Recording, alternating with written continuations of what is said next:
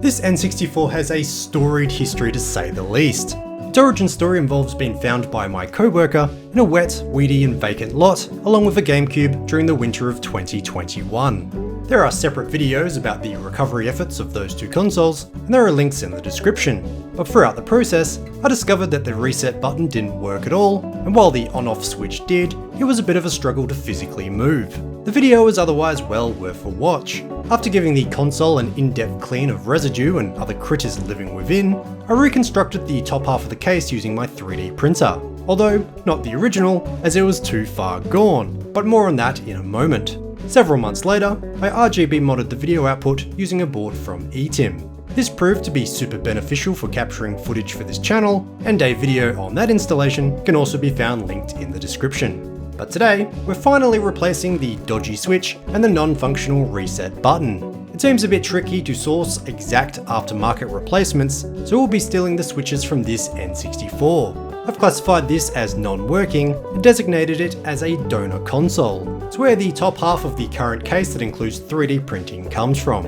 It never got its own formal episode, even though I did a bunch of filming in 2019, but basically, it appears either the RAM or the GPU are bunk. It would only play a game for several minutes before freezing up. To further challenge my repair attempts, the previous owner had smeared the ICs with thermal paste. I guess they figured it was overheating and this was their solution. Their solution didn't work, however, and after what I can assume must be at least a decade, the paste had turned into this highly conductive paint-like substance. It was a nightmare to clean off, and even resulted in having to replace my work mat. I was never successful in cleaning it all, so that's why it's in this Ziploc bag of shame. Quarantine, essentially. Would you guys be interested in seeing a repair episode made up of that footage? I did film quite a lot, but it was ultimately a failed repair. I don't know, let me know in the comment section down below. Regardless, it was time to pinch its switches. It doesn't need them anymore. To begin the removal process, I first fluxed up the through-hole pads. I've recently switched to flux paste as opposed to the liquid type found in pens I was using before. In my opinion, the paste is way easier to control and a lot less messy overall. It's well worth trialing if you're unhappy with the pens like I was. It's then good practice to reflow the points we'll be sucking up.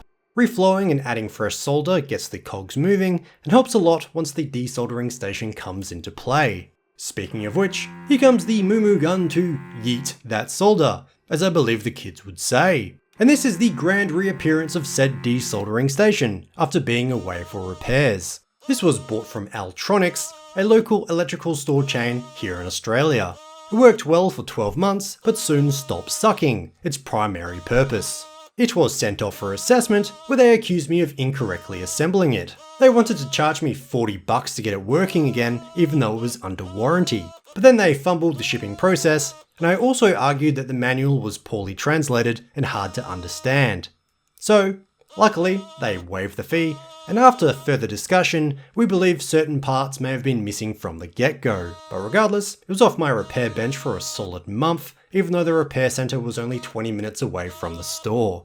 So, there is good and bad to say about Altronics from this story, but at the very least they admitted to their faults, and I respect that. Looking aside all that, however, you can see that the station is working great, and that's what really matters at the end of the day. Although even with it working at its best, there will always be pads that prove tricky to remove. So I reflowed again to loosen up the more stubborn parts of the pads, and also employed some desolder braid to increase my chances. After a bit of work, I eventually pried it up.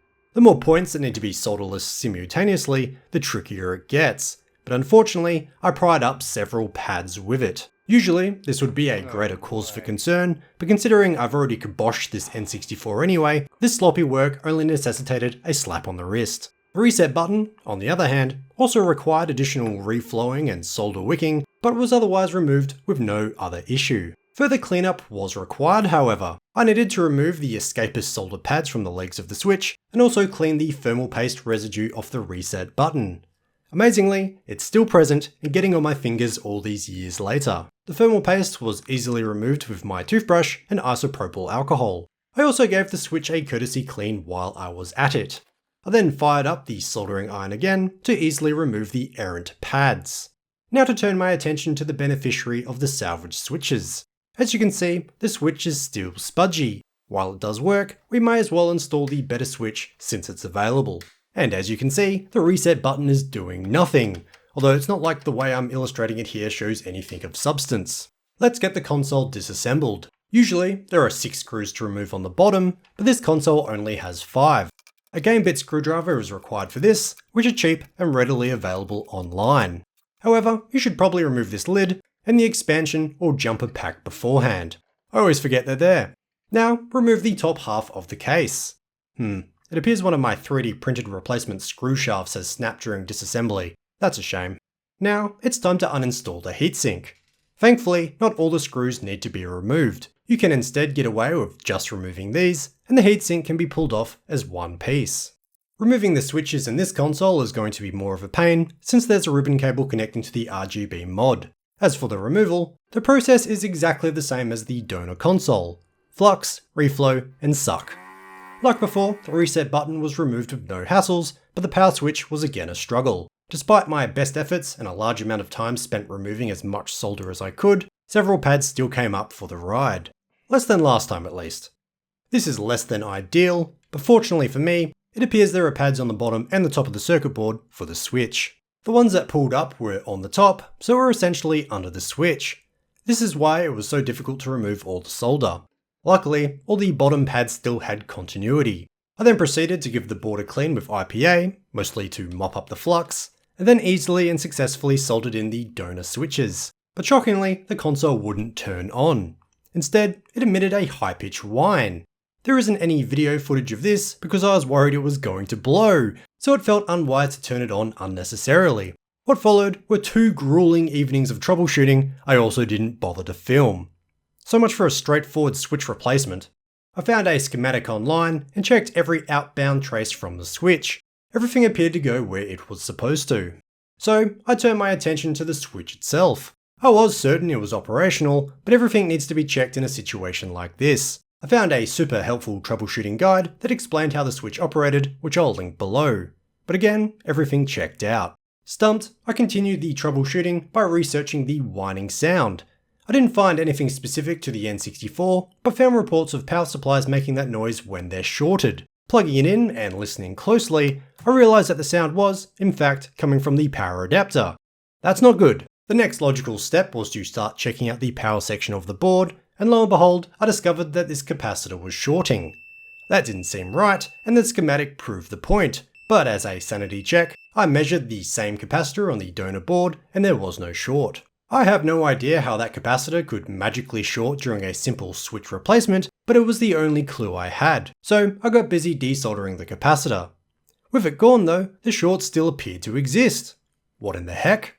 Furthermore, the capacitor wasn't shorting anymore when it was out of circuit, although it appears I forgot to film that. Regardless, the situation was very strange indeed. I then decided to test the console again. You never know. There was the same result however, but I filmed it this time so you can hear what that whining sounds like. After a bit of head scratching, I had the realization that there wasn't somehow a short between 2 separated pads. No. Instead, both pads were connecting to ground. That's why there was seemingly continuity between the two. And I guess, technically there was. It was a step in the right direction, but I still needed to continue my investigation if I was going to play any more Wave Race. This pad is supposed to connect to ground, but the other just connects to pin 8 of the switch and the 12-volt rail. These were indeed connecting to ground as well. It doesn't take an electrical engineer to know that the 12-volt rail isn't supposed to connect to ground. It's no wonder the power supply was having a freak out moment. So I continued the troubleshooting to figure out where the ground connection was coming from. Eventually, I removed the switch again and discovered this. A bit of the solder mask had scraped off the 12-volt rail while I was desoldering the spudgy switch. This was right next to an anchor point of the switch, which also happens to connect to ground.